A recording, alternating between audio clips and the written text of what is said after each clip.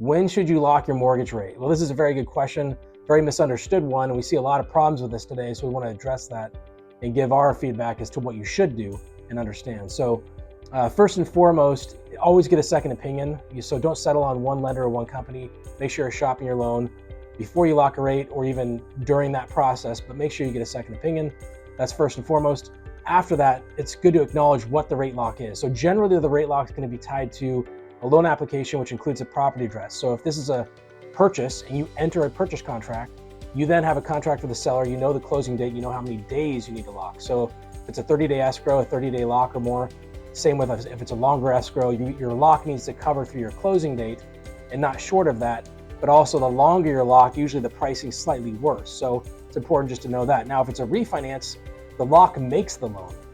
So you're not going to apply for refinance unless there's a benefit and you lock that loan immediately. So 100% of refinances should be locked immediately in most cases. On a purchase, I would say the same thing. Once you're in contract, you should lock in that rate. Now, a loan originator should be tracking the mortgage-backed securities market. They can see what's happening during the day, so they could tell you, hey, we might want to float it out and see if we can get a reprice, which might improve the cost or credit based off each rate, or improve rates slightly before you lock. However, speculation is the only thing everyone's going by on the following days. Now, there's economic reports and things that come out where you could speculate. However, if you lock the rate, you do have the ability to not only potentially change it on the rate sheet you locked if you change your mind on whatever rate coupon and the cost of credit you choose, but also there's renegotiations and float downs. So most lenders will allow you to, if there's positive movement after you lock, to float the rate down. But if you float your rate, you have unknown terms. You have the payments, the fees, everything can change. And we're seeing a lot of loan estimates that are sent today that are wrong.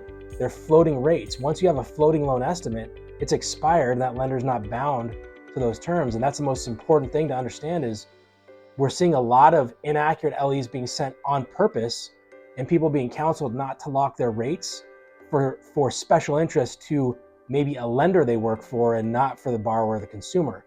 When that lender hedges and they lock that loan for a certain period of time, they know that they might lose that loan if they're not competitive. And so they're holding to lock that loan. That's what we're seeing, at least right now. That should never happen. It's very important that you're protected by a rate lock and still watching the market just in case there's any float downs, but you need to protect and not speculate your payments and terms once you're in contract. The last thing you want is to get in contract, go through inspections and all these things and invest this money and all of a sudden your rate's up a quarter or whatever it may be. Don't take the risk.